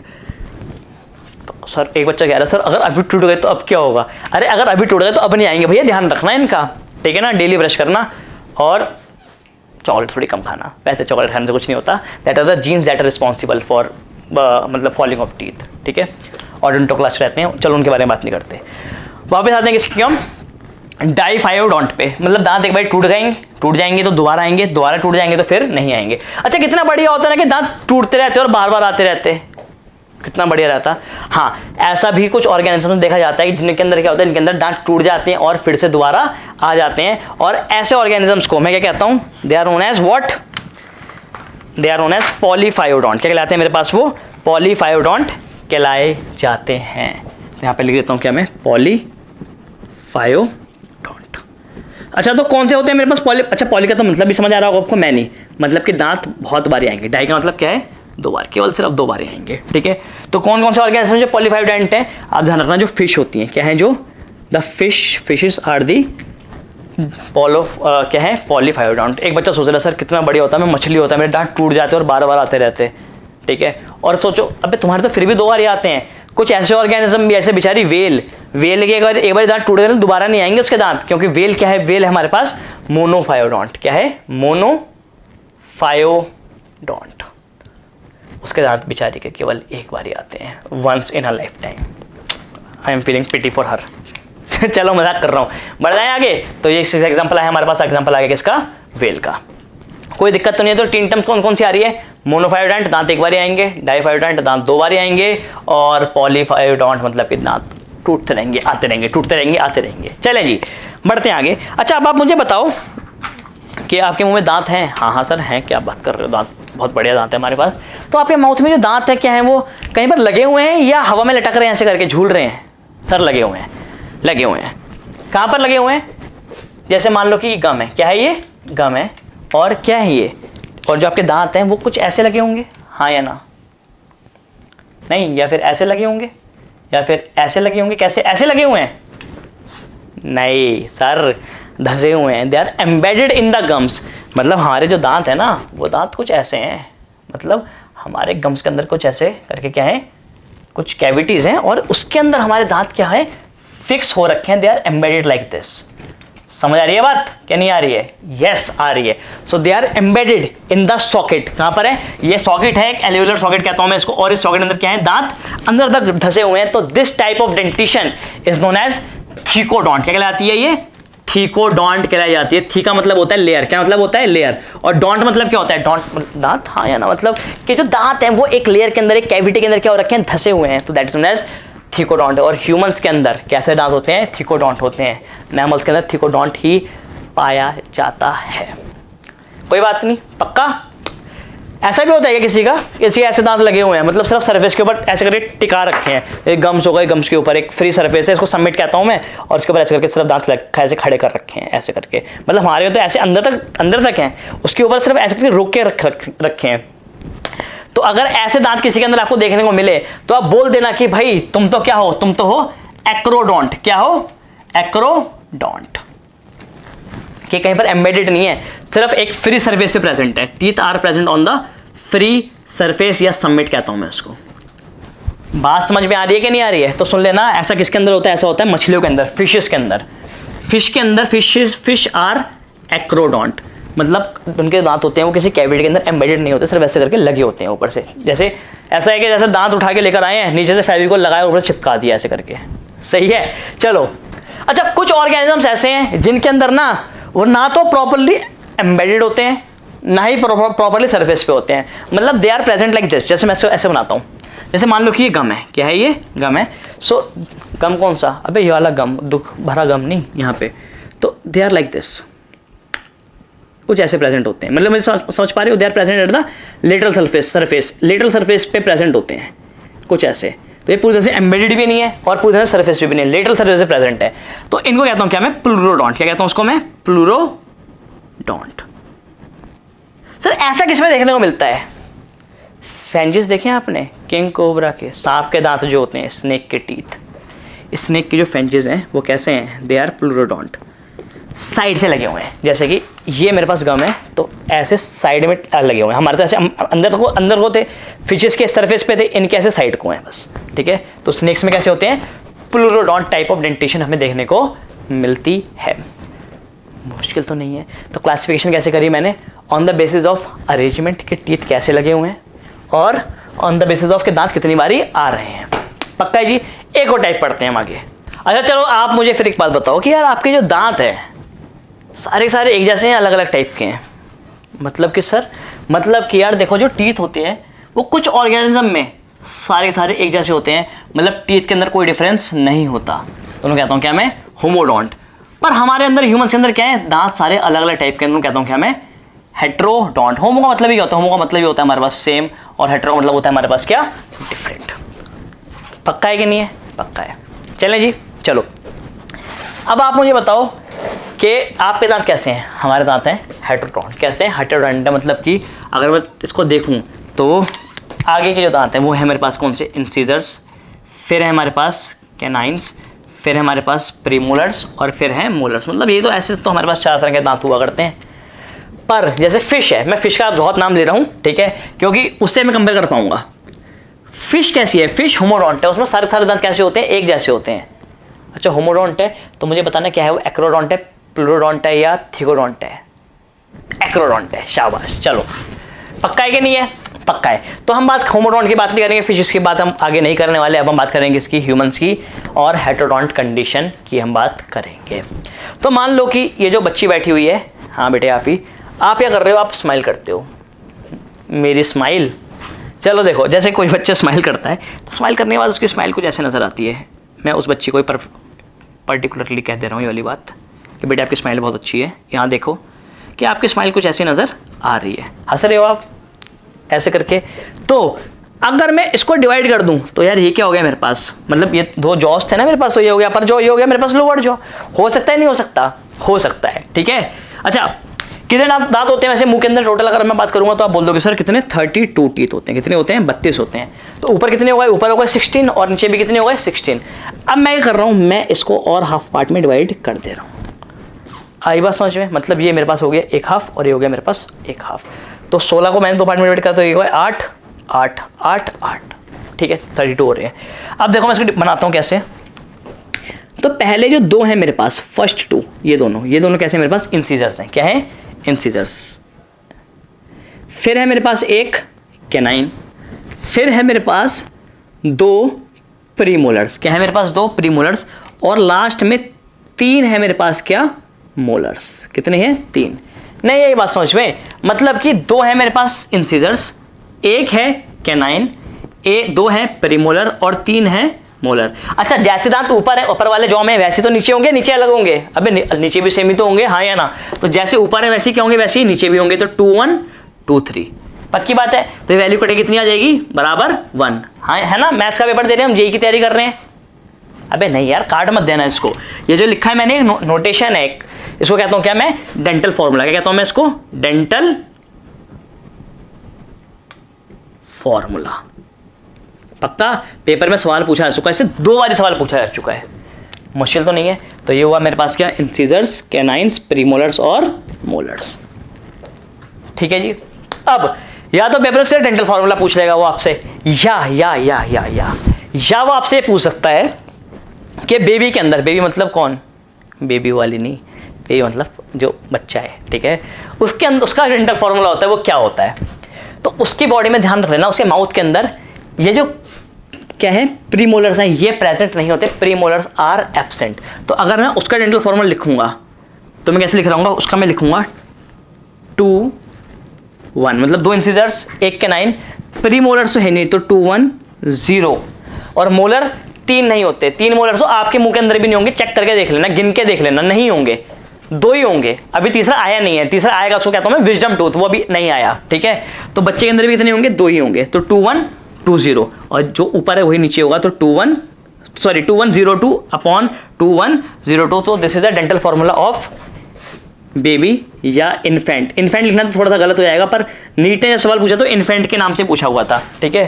तो इन्फेंट मतलब छोटा बच्चा, उसके दांत होते ही नहीं है, ठीक है। तो बेबी के नाम से अगर पूछा जाएगा तो क्या पूछा जाएगा कि डेंटल फॉर्मूला क्या है? तो आप बता देंगे 2102 2102। एक बात तो ये, अच्छा कई बार ना ऐसा भी हुआ है अदर स्टेट एग्जाम्स में कि उसने ना ये वाला फॉर्मूला नहीं दे रखा था बेबी का, उसमें दे रखा था 212 अपॉन 212।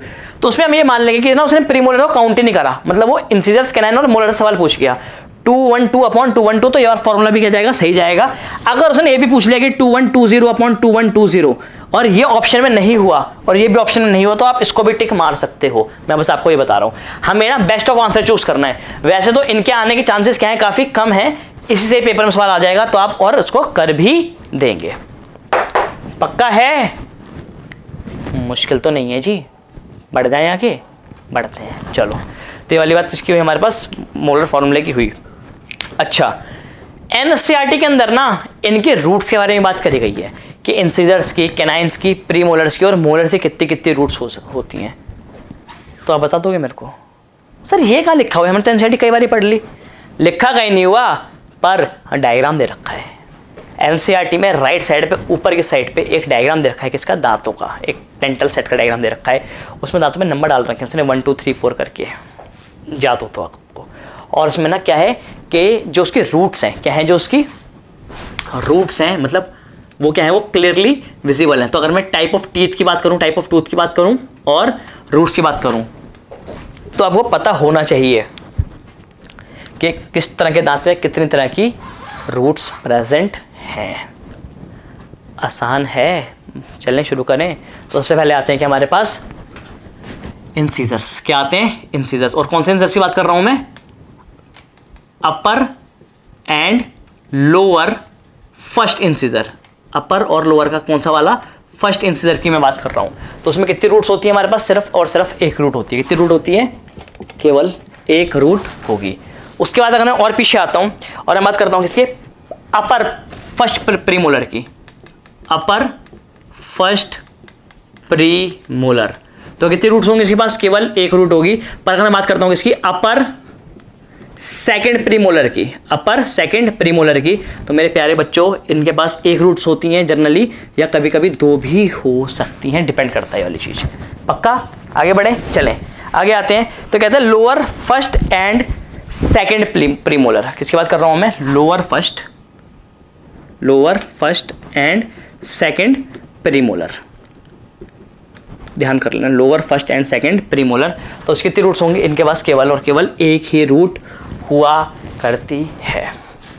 मुश्किल? चलें और किसी बात करते हैं, बात करते हैं किसी upper first second and third molars की। तो ध्यान रख लेना कि जो ऊपर वाले हैं, कौन से वाले?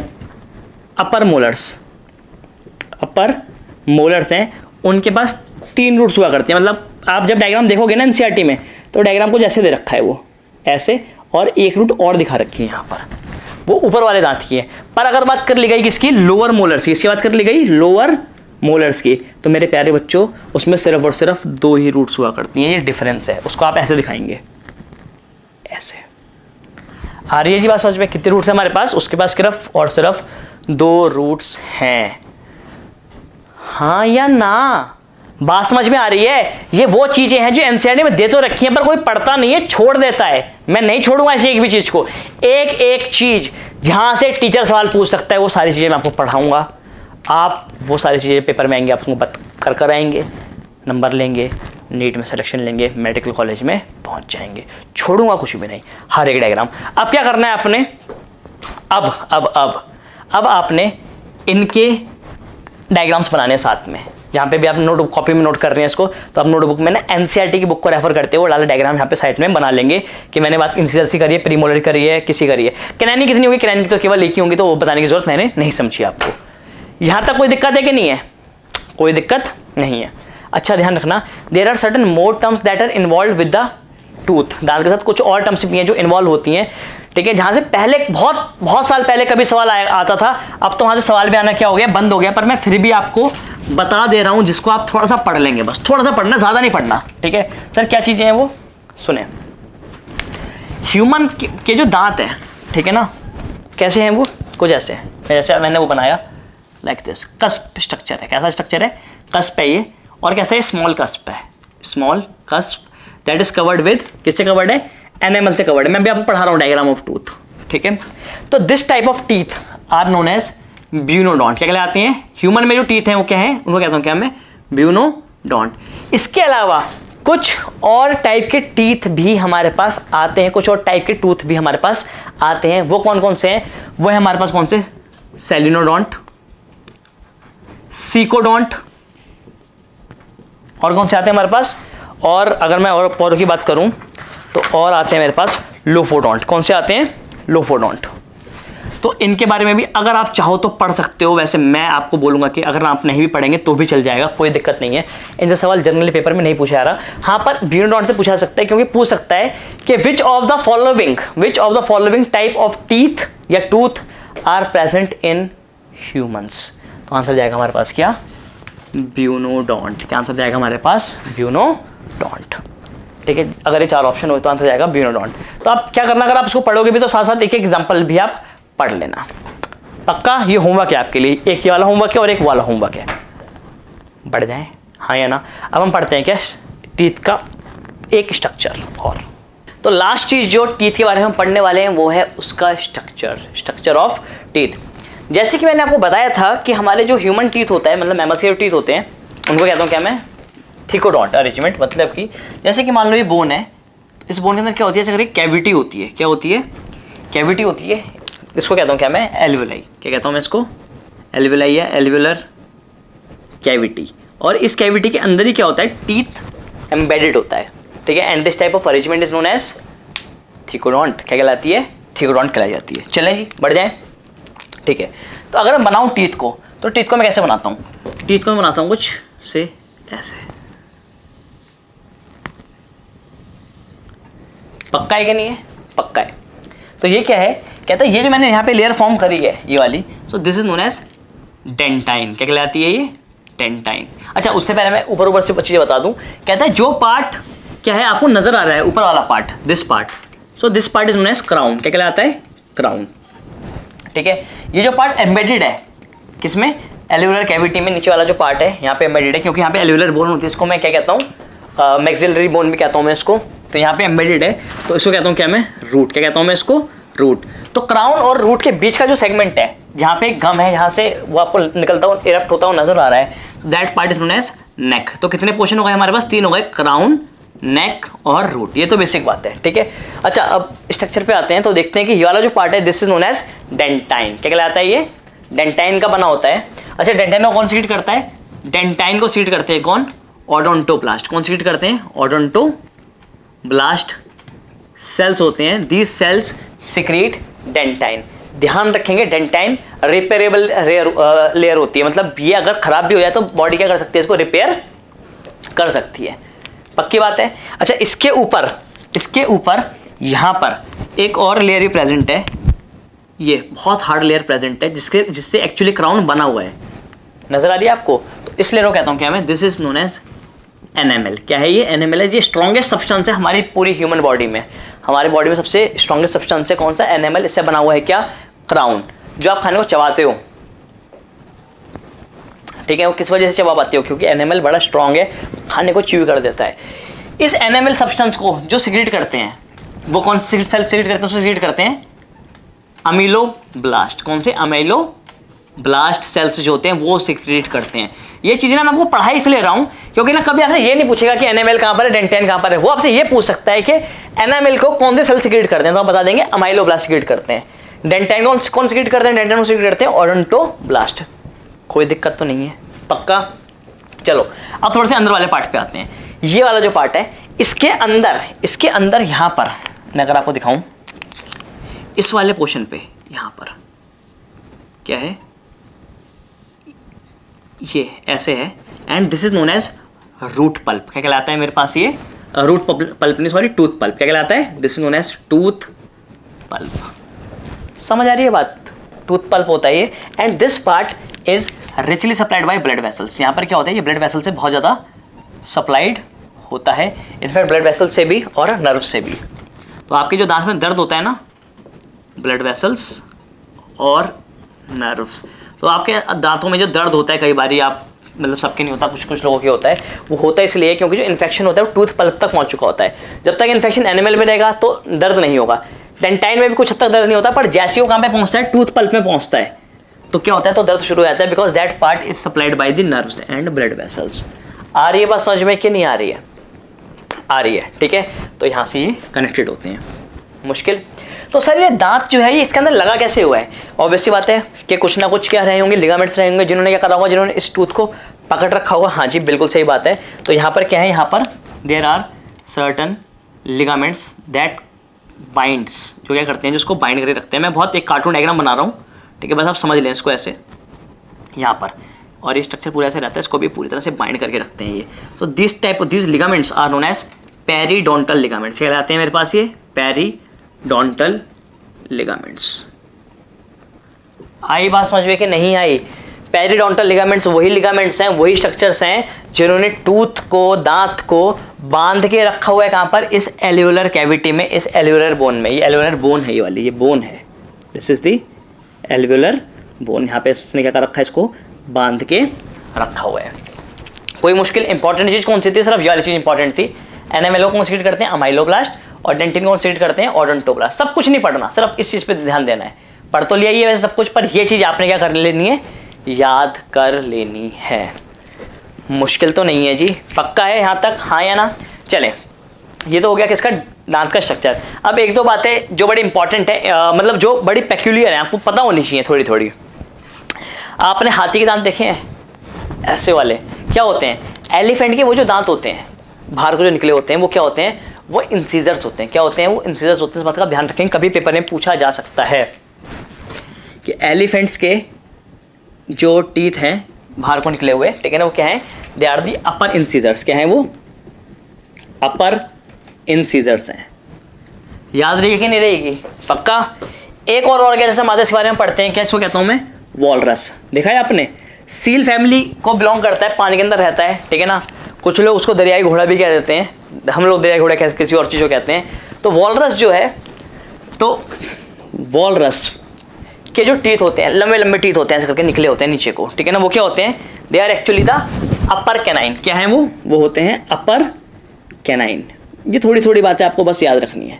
क्या रहते हैं वो, अपर कैनाइन रहते हैं। और सुन लेना, जो स्लॉथ होता है, स्लॉथ बियर, स्लॉथ की अगर मैं बात करूंगा, जो स्लॉथ बियर रहता है, स्लॉथ बियर का जो टूथ होता है उसके ऊपर क्या नहीं होता, एनिमल नहीं होता, they are devoid of enamel, their teeth are devoid of enamel, enamel नहीं होता है।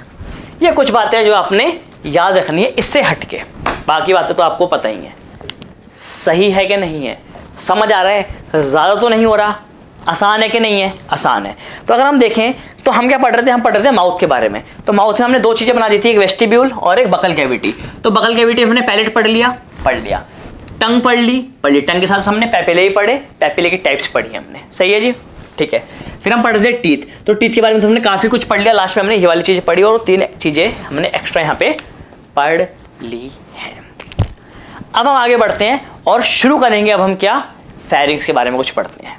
चलें जी, तो बकल कैविटी के बारे में हमने सब पढ़ लिया है। अब हम आगे बढ़ते हैं और बात करते हैं कि बकल कैविटी के बाद फूड जो है वो कहाँ एंटर करेगा। भाई बकल कैविटी के अंदर माउथ था, मतलब माउथ के अंदर बकल कैविटी थी, सॉरी, ठीक है। आपने फूड को अच्छे से चबा लिया, च्यू करने के बाद क्या करोगे आप, स्वेलो करोगे उसको, डेग्लूटेशन कहते हैं उसको बायोलॉजी के टर्म्स में। तो उसके बाद क्या एंटर करेगा, तो आप सुने, कहते हैं कि बकल कैविटी के बाद, कहाँ पर, बकल कैविटी मतलब कि माउथ के बाद जो फूड है वो एंटर करेगा कहाँ पर, फेरिंग्स में। कहाँ पर एंटर करेगा हमारे पास, it will enter to the pharynx, ठीक। और फेरिंग्स के बाद जो फूड है वो एंटर करेगा कहाँ पर, ईसोफेगस में। कहाँ पर एंटर करेगा, ईसोफेगस में। ध्यान रहेगी बात, पर ध्यान रखना है कि जो फेरिंग्स है, pharynx is the common passage for food. किसके लिए, फूड के लिए, as well as for air. जो एयर जो एंटर करती है वो भी कहाँ से एंटर करती है, वो भी फेरिंग्स से ही एंटर करती है। पर जो फूड है वो तो कहाँ चला जाएगा, वो चला जाएगा ईसोफेगस में।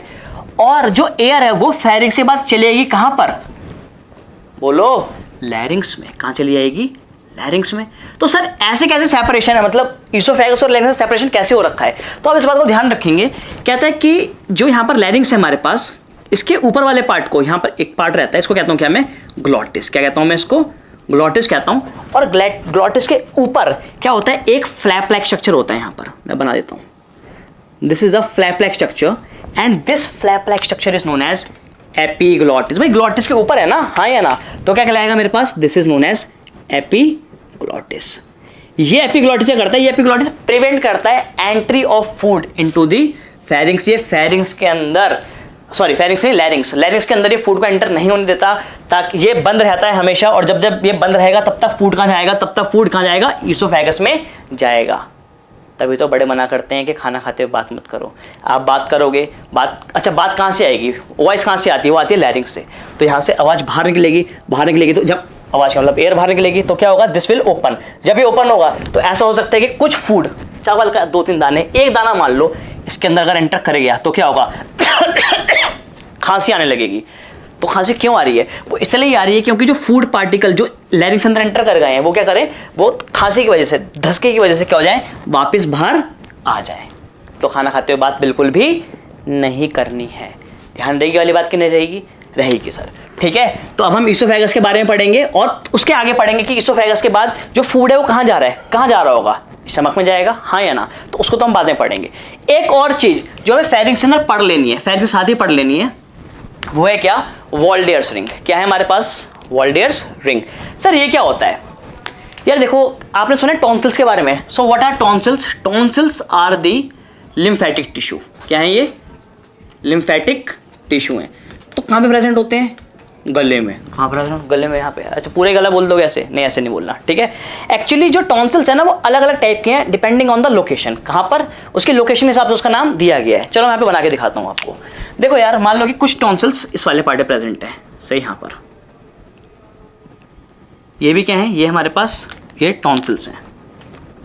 मैं यहाँ पे लिख देता हूँ टॉन्सिल्स, ठीक है। इसके अलावा कुछ टॉन्सिल्स यहाँ पे भी प्रेजेंट है। ये भी क्या है, ये भी टॉन्सिल्स हैं, दे आर ऑल्सो टॉन्सिल्स। अच्छा इसके अलावा ना क्या होता है, यहाँ से साइड में से देयर आर 2 ट्यूब्स, 2 ट्यूब्स आ रही होती हैं, यहाँ से एंटर कर रही होती हैं।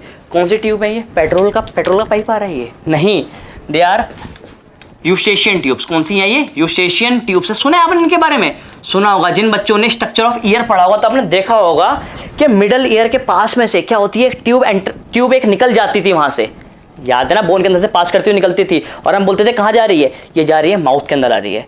सुना है ENT, ईयर नोज थ्रोट। क्यों कहते हैं? इसलिए कहते हैं क्योंकि जो ईयर है वो थ्रोट से कनेक्टेड होता है, फेरिंग्स से कनेक्टेड होता है bye means of this Eustachian tube. तो सर यहाँ क्यों पढ़ रहे हैं? यहाँ पर हम सिर्फ इसलिए इसको पढ़ रहे हैं क्योंकि यहाँ पर भी क्या है, यहाँ पर भी कुछ टॉन्सिल्स प्रेजेंट हैं इस ट्यूब के ऊपर भी। समझ आई कि नहीं आई? पक्का? और उसके बाद कौन सा पार्ट शुरू हो रहा है? फेरिंग्स वाला पार्ट शुरू हो रहा है। So these are the pharyngeal part, और फेरिंग्स के पास भी क्या है, कुछ टॉन्सिल्स है। They are again some tonsils. भाई बात समझ में आ रही है? और ये भी टॉन्सिल्स ही हैं, ये भी टॉन्सिल्स हैं। अब देखो ये जितने भी टॉन्सिल्स हैं they are arranged in the form of ring. किस फॉर्म में अरेंज्ड है? ये एक रिंग की फॉर्म में अरेंज्ड है। अगर आप देखो मतलब पूरा का पूरा जो लिम्फेटिक टिश्यू है किस फॉर्म में अरेंज्ड है? It is arranged in the form of a ring form में अरेंज्ड है। ये पक्की बात है। और कौन कौन से टॉन्सिल्स हैं जरा इसके बारे में बात कर लेते हैं। तो सुनिए आप मेरी बात, ये जो टॉन्सिल्स है ये कहां पर है? ये टंग के साइड पे हैं। दोनों कहता हूं क्या मैं? Lingual tonsils. क्या कहता हूं उनको मैं? Lingual tonsils. सर ये वाले कौन से टॉन्सिल्स हैं? ये वो हैं जो पैलेट की तरफ है, पैलेट की साइड पे। तो उसे कहता हूं क्या मैं? Palatine tonsils. पक्का? सर ये वाले कौन से टॉन्सिल्स हैं? ये वो हैं जो ट्यूब पे प्रेजेंट हैं। दोनों कहता हूं क्या मैं? Tubal tonsils. आसान है, याद हो रहा है कि नहीं हो रहा? हो रहा है। और ये कौन से टॉन्सिल्स हैं? ये वो हैं जो कहां पर है? फेरिंग्स पे हैं। कहां पर है? फेरिंग्स पे। दोनों कहता हूं क्या मैं? Pharyngeal tonsils. कौन से हैं? Pharyngeal tonsils. तो pharyngeal tonsils, tubal tonsils, palatine tonsils और lingual tonsils, they are arranged in the form of a ring, and this ring is known as Waldeyer's ring. क्या कहलाती है मेरे पास? ये वॉल्डेयर्स रिंग। कोई पेपर में पूछ लेगा कि वॉल्डेयर्स रिंग में कितने टाइप के टॉन्सिल्स होते हैं, तो बता दोगे? बता देना जी। कितने टाइप के होते हैं हमारे पास? 4 टाइप के होते हैं। बस ये क्वेश्चन पूछा सकता है। पेपर कभी बहुत ज्यादा मुश्किल बनने लगा तो सीक्वेंस पूछ सकते हैं कि किसके बाद क्या होता है। तो अब ऐसे याद रख लो कि सबसे ऊपर फेरिंजियल, उसके बाद ट्यूबल, फिर पैलेटाइन और फिर लिंगुअल। बस इसके ऊपर कभी भी वो सवाल नहीं उठाएगा। आसान है कि नहीं है? आसान है। तो यहां पर भी हमने पढ़ लिया क्या? लेक्चर 1। लेक्चर 1 में क्या क्या पढ़ा हमने पढ़ा था, मतलब एक बेसिक आइडिया लिया था हमने एलिमेंट्री कैनाल का। फिर हम आ गए थे यहाँ पे माउथ में पढ़ा वेस्टिब्यूल के बारे में, और पढ़ा हमने किसके बारे में? ओरल कैविटी या बकल कैविटी के बारे में। उसमें हमने किस को देखा? उसमें हमने देखा टंग को देखा, टीथ को देखा, ठीक है, टाइप्स ऑफ टीथ देखे, स्ट्रक्चर ऑफ टीथ देखा, सब कुछ देख लिया हमने यहाँ पर। और लास्ट में जब हम फेरिंग्स पढ़ रहे तो हमने वॉल्डेयर्स रिंग भी पढ़ लिया। तो जी यहाँ पर हमारे पास फेरिंग्स खत्म होता है। हम आगे पढ़ेंगे क्या? स्टमक को। और उससे पहले क्या है? उससे पहले अगर आपको कोई डाउट है तो आप क्या करें? आपने स्क्रीनशॉट ले लें और स्क्रीनशॉट मुझे आप भेज दें। अगर आपको वीडियो में लग रहा है कि कुछ टॉपिक आपका रह गया पीछे से कि सर ये वाला पर्टिकुलर पार्ट समझ नहीं आया, तो वापस जाकर उसको प्ले कर लें और उसको समझ लें। फिर डाउट आ रहा है स्क्रीनशॉट लेके मुझे भेज दें। जो छोटे डाउट्स होंगे जिनको मैं तुरंत के तुरंत समझा पाऊंगा तो उनको मैं तुरंत के तुरंत क्या कर दूंगा? व्हाट्सएप पे ही रिप्लाई कर दूंगा। कुछ अगर कंसेप्चुअल चीज लगी मुझे कि मुझे लगता है कि यार इसको थोड़ा सा और आगे आके बताना चाहिए, तो उस चीज को मैं डिस्कस करूंगा जब मैं क्या आऊंगा? लाइव आऊंगा आपके सामने। तो मैं आपके सारे के सारे डाउट्स उठा लूंगा, कोई आप उसकी चिंता ना करें। ठीक है जी। तो 2 चीजें हो गई। एक तो आप मुझे क्या कर रहे हैं? डाउट्स भेज रहे हैं, मैं आपको रिप्लाई कर रहा हूं जो इजी डाउट्स हैं, और जो क्या है जो थोड़े बड़े कंसेप्ट्स हैं उनको क्या कर रहे हैं? उनको हम लाइव आने पे ही रिजॉल्व करवा रहे हैं। फिर feel free to ask anything. कोई भी प्रॉब्लम है, यही तो ब्यूटी है इस कंसेप्ट की, आप मुझसे कुछ ही पूछ सकते हैं। ठीक है, ये मत पूछना सर आप क्या सर पे कितने बाल है, ये नहीं बता पाऊंगा मैं आपको। ठीक है, पर जैसे भी आपकी मैं हेल्प कर पाऊंगा मैं पूरी तरह से हेल्प करूंगा आपकी। ये जो हमारे पास जो कंसेप्ट है ना, ये एक तरह से रिप्लेसमेंट है फिजिकल कोचिंग की। आपको वहीं पर आने की जरूरत नहीं है, आप घर में बैठकर पढ़ें। कोई भी डाउट आ रहा है, किसी भी तरह की परेशानी है, पढ़ाई से रिलेटेड परेशानी है, किसी और चीज से रिलेटेड परेशानी है, आप मुझे बताएं, टेंशन बिल्कुल भी ना लें। हो सकता है कोई चीज आज ना हो, ठीक है, कल आपको कोई चीज तंग करें तो आप मुझसे कल ही पूछ सकते हैं, परसों ही पूछ सकते हैं, 1 साल बाद ही पूछ सकते हैं, 10 साल बाद ही पूछ सकते हैं, मैं हमेशा रहूंगा आपके साथ। सही है जी। तो फिर हम मिलेंगे नेक्स्ट लेक्चर में। ओके।